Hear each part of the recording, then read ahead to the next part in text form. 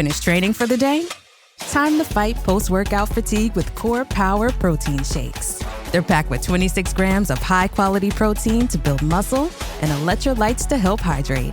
The nutrition you need to help your body replenish, rebuild, and repair post-workout so you can power on to the next one. Champion your recovery with Core Power. Visit corepower.com to learn more. Does it ever feel like you're a marketing professional just speaking into the void? But with LinkedIn ads, you can know you're reaching the right decision makers, a network of 130 million of them, in fact. You can even target buyers by job title, industry, company, seniority, skills, and did I say job title? See how you can avoid the void and reach the right buyers with LinkedIn ads. Spend $250 on your first campaign and get a free $250 credit for the next one. Get started at linkedin.com/campaign. Terms and conditions apply. Dripping in gold? That's cool. Dripping in Velveeta's supremely creamy golden cheesiness? That's respect. Elevate your drip with Velveeta's range of outrageously delicious dips and dishes. Shells, cheese, melty blocks, and heat and eat queso that go all in on indulgence. Flex on your fam with a creamy, cheesy masterpiece and go all in on what you love with Velveeta. Respect the drip and satisfy your cravings. Bring home the drip with Velveeta.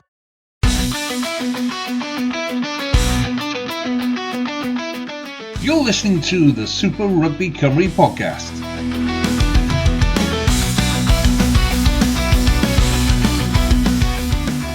Hello and welcome to the SRC podcast. Joining me, your host Big M, to preview Swansea's SRC season is their head coach, the one and only Hugh Gustafson. How are you, Matt? How are we doing? I'm good. Thanks for having me on board. Well, I'm happy you can be here. So we'll start off nice and easy. New competition, new season. What's your coaching team looking like? Is anything changed from last season? Can you give me a quick rundown of who we've got involved? Yeah, so Ben Lewis, ex-Ospreys, for a long time ago, retired from playing Ospreys years ago. Been with Swansea for a long time when they were in the Prem, Championship, and now in Super Rugby Cymru. He's leading out defence. Sam Williams, ex-Aberafan second row, was head of rugby, can never recall now. He's our forwards coach. Joe Thomas now has moved up from just being a player to a player coach. Joe's got a history of coaching with the university and used to be with the WRU. Now he's full-time with the university as our attacks and backs coach with the university. So he's been juggling a bit of both as a player coach. I'll look after the head of rugby, head coach, and I look after the scrum as well. Well, you're looking after the scrum. I should imagine it should be fairly dominant at this level. So have you all settled in together? Have you been together for long? Well, Ben, myself and Ben have played Welsh youth together. I've known Ben for a long time. I also, when I was player coach for Swansea, Ben was a defence coach then, and Ben's been there for a long time. We've got a lot of history with the Whites. Sam came on board last year. With his knowledge of the Welsh Prem, also good recruitment with every college, and he knows a lot about rugby and the people as well. So having him on board helping with recruitment. Joe, exciting rugby player, he's bringing a bit of an edge to us as a backline, which helps our young talent coming through and a couple of new players, which I'm excited to have a look at the next couple of weeks with our friendlies. So you're fairly settled on the coaching front. So a lot of squads I've seen have had quite a big overhaul now coming into this new season. Like I've seen Aberafan squad where like vast majority of them are under 23. What's the Swansea squad looking like?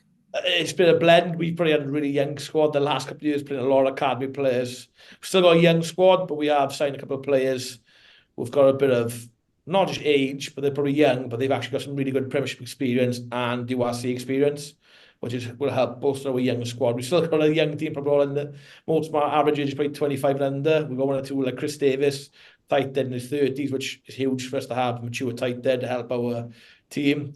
But I think everyone else is probably under 30, around that age, playing in the group. Yeah, well, anyone who listens to our other podcast will know I'm Scarlett. So one player you've got, which I'm quite unhappy about, is Luca Giannini.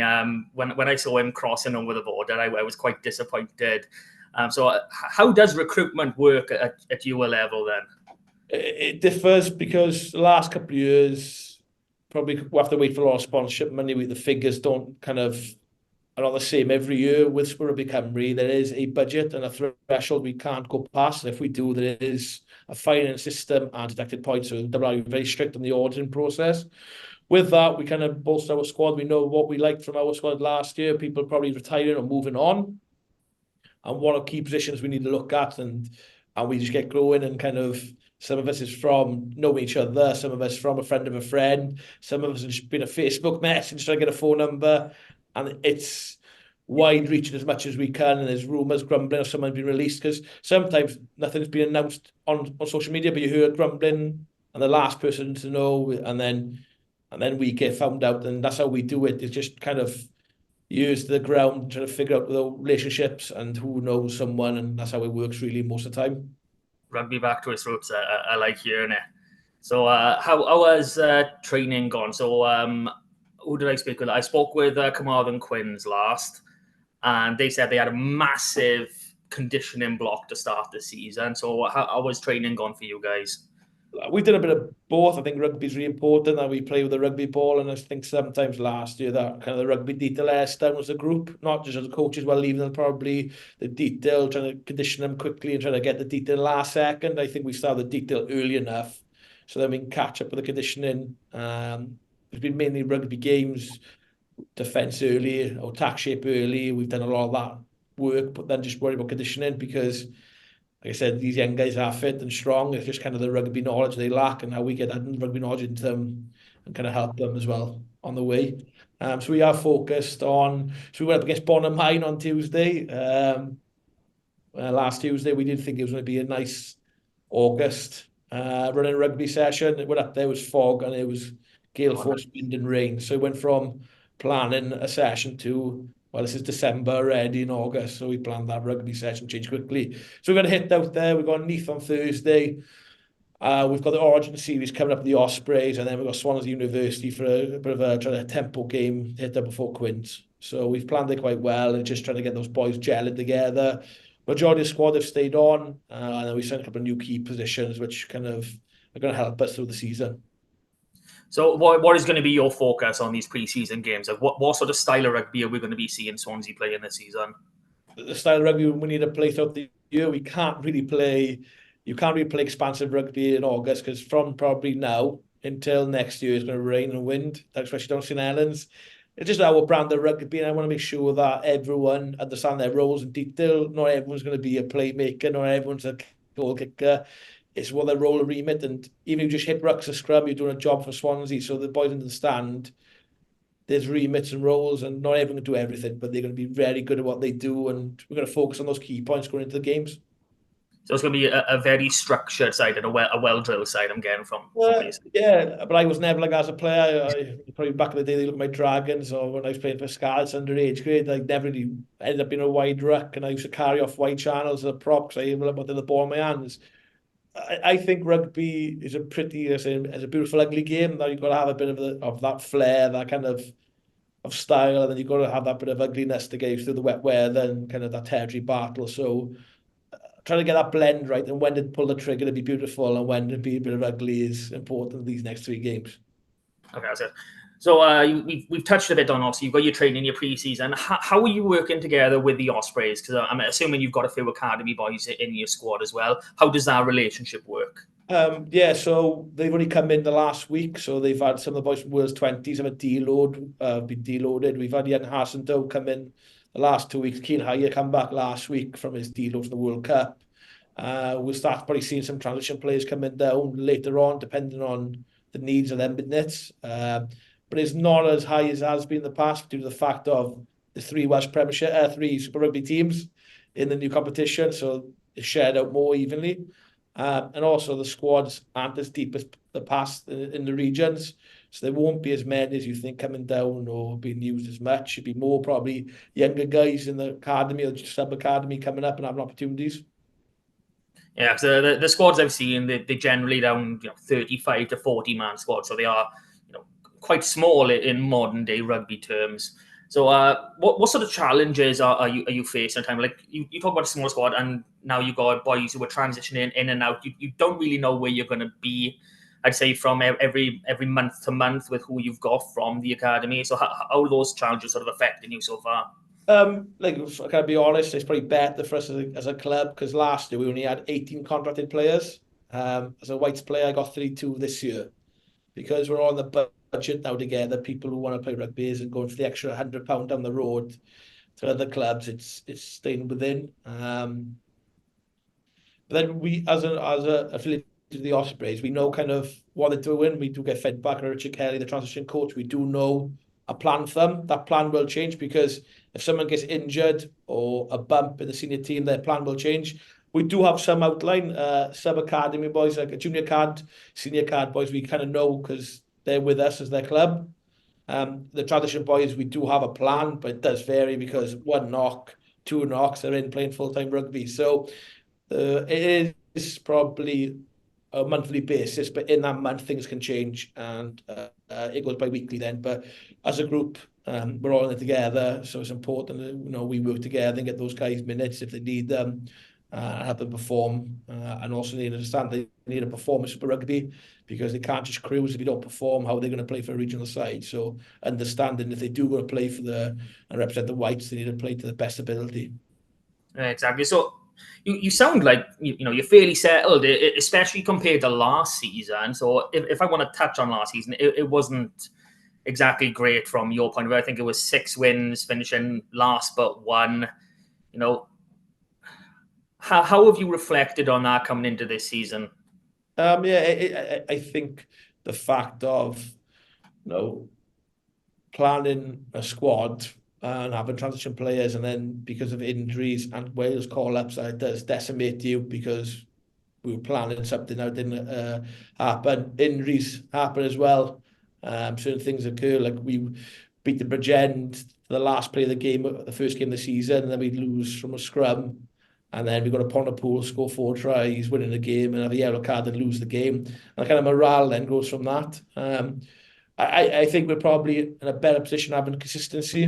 We didn't have enough consistency last year, and a lot of changes in the squad on a weekly basis. And with that breeds uncertainty. With having a 32-man squad, we all know we're in it together, and it's not going to change that much week in, week out. Down to performances, and if people play well, they keep a jersey, and if they don't, someone else comes in. But having that 32 will breed consistency and an understanding, which is huge for us.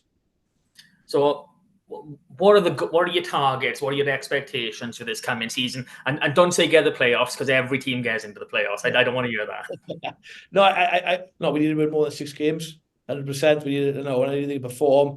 If we can get to mid-table and push ourselves in that bracket, I'd quite be happy. There will be a couple of front runners. I see like Llandovery haven't changed much of their squad, or Newport haven't. They're quite a mature team.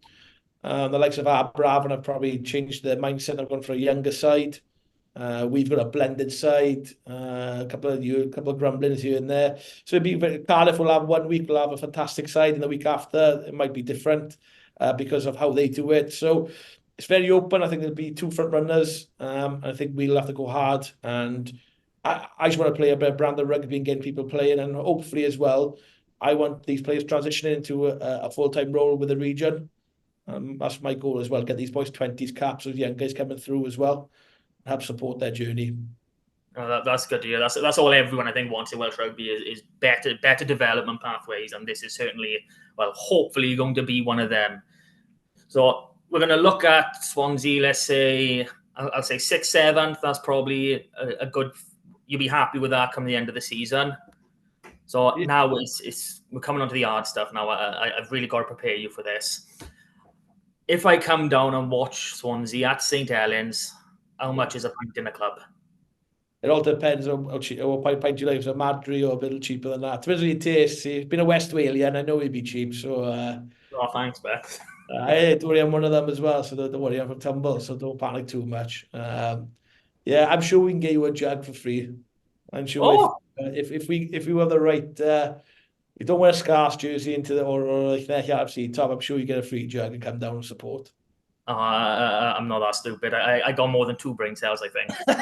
Yeah, you'd be fine then. What about the common man? How much will it cost the common man for a pint? How much is a pint of Madry in the club going? Well, I got a Swansea membership's a bit cheaper. I think it's probably £4 something, depending on how the barman feels, I think, sometimes. I'm struggling to get a straight answer here. This isn't going well I planned. Oh, it's different. I usually doom and gloom. I get my pint and get my team manager. We drip, down our sorrows and a pint after the game. So I'm quite tight as well. So team manager John Paul usually buys the pint anyway. Let's hope you're not drowning too many sorrows this season. No. Okay, let's have some other ones. Okay, who's the longest in the shower? Longest in the shower. Oh, there's a fair few. I know Matt Dodd takes the longest. He comes really early, so he turns up probably 12 hours for the coaches to stretch and strap, and then he probably, after the game he plays, he probably sits around for a while as well and takes 12 hours to take his tape off. So I think I would say Matt Dodd. Okay, this is a term I can't myself between a couple of my friends. The fire exit. Who's the first man out of there as soon as he can?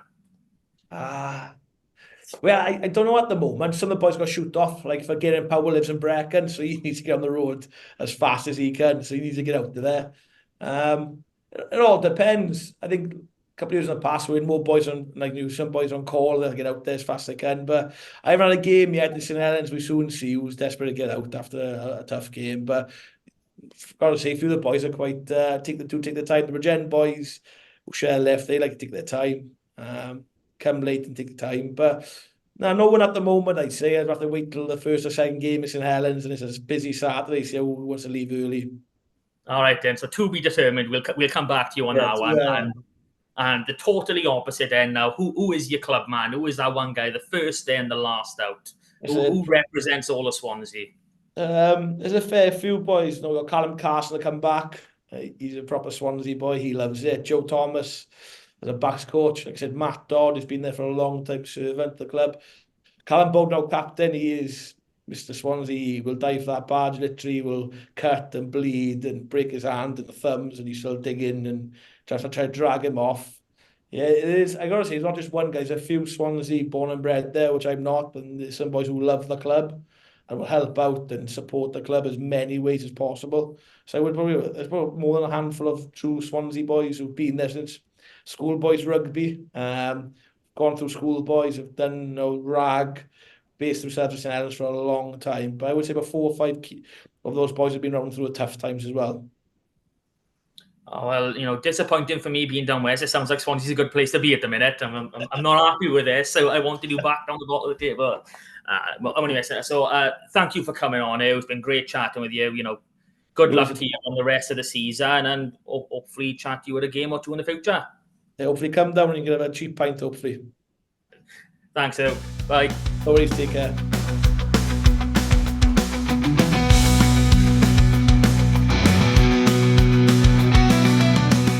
That was the Super Rugby Cymru podcast. Please rate, review and share us on socials if you can, and join us again next week for more of the same. And until then, enjoy your rugby.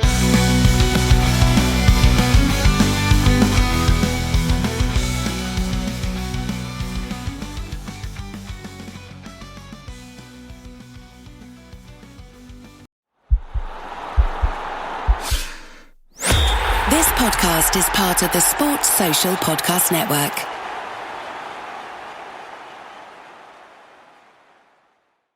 They got Willa. They got my daughter. I need to find her. Ah! From acclaimed director Paul Thomas Anderson. You can save that girl.